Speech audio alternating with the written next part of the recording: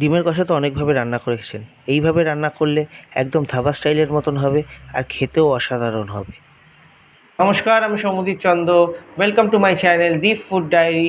আজকে আমি আবার আপনাদের সামনে নিয়ে নতুন রেসিপি হাজির হয়েছি।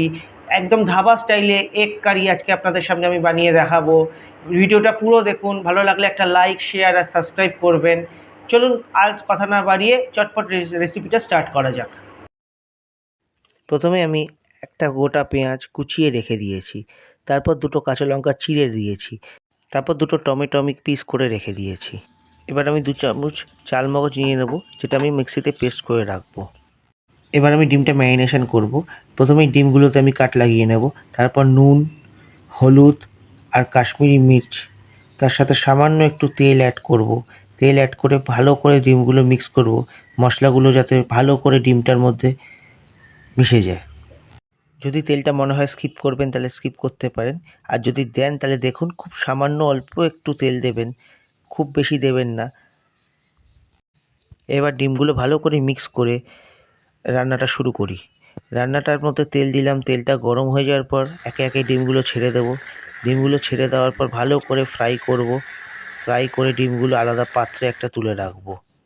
ডিমগুলো পাত্রে তোলা হয়ে গেছে। এবার তেলটা গরম তেলে আমি তেজপাতা ছেড়ে দিলাম, তারপর দুটো চেরা লঙ্কা যেটা ছিঁড়েছিলাম সেটা ছেড়ে দিলাম।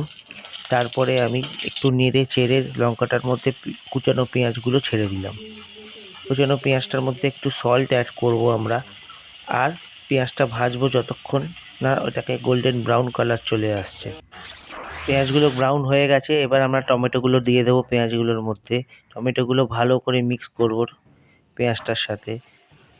এবার আমি আদা রসুনের পেস্ট অ্যাড করলাম। আদা রসুনের পেস্টটা অ্যাড করার পর আমি নাড়বো যতক্ষণ না এটার কাঁচা গন্ধ চলে যাচ্ছে, আর পেস্টটাও থিক বা গাঢ় হবে। কিছুক্ষণ নাড়াচাড়ার পর দেখুন বন্ধুরা, আস্তে আস্তে পেস্টটা গাঢ় হচ্ছে। এবার আমি এগুলোর সাথে আমার বেটে রাখা চালমগজটা অ্যাড করব। এবার মশলা দেব। প্রথমেই কাশ্মীরি মির্চ দিলাম, তারপর হলুদ গুঁড়ো আন্দাজ মতন, তারপর ধনে গুঁড়ো দিলাম আন্দাজ মতন 1 টেবিল স্পুন, তারপর লাল মির্চ 1 টেবিল স্পুন, তারপর সল্ট আর চিনি সব শেষে দিয়ে এবার এগুলো ভালো করে মিক্স করব। কিছুটা মিক্স হয়ে গেলে এরপর গরম মশলা দেব। গরম মশলা দিয়ে আবার ভালো করে মিক্স করব যতক্ষণ না তেল আর মশলা আলাদা হয়ে যাচ্ছে। দেখুন বন্ধুরা, তেল আর মশলা আলাদা হয়ে গেছে। এবার ভালো করে মিক্স হয়ে গেছে।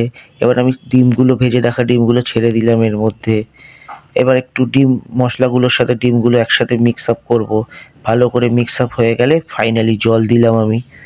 জল দিয়ে এবার আমি ফ্লেমটা হাই করে 1 টেবিল স্পুন আবার গরম মশলা দিয়ে ছেড়ে দেব 3-4 মিনিটের জন্য। 3-4 মিনিট বাদে ডিম কারি ফুটে উঠেছে। এবার আমরা লঙ্কা দিয়ে গার্নিশিং করে এটা পরিবেশন করব ভাত বা রুটির সাথে। কেমন হলো বন্ধুরা আজকে রেসিপিটা আমাকে কমেন্ট করে জানাবেন, আর ঘরে ট্রাই করলে অবশ্যই আমাকে কমেন্ট করবেন যে কেমন হলো। আবার দেখা হবে অন্য একটা রেসিপির সাথে।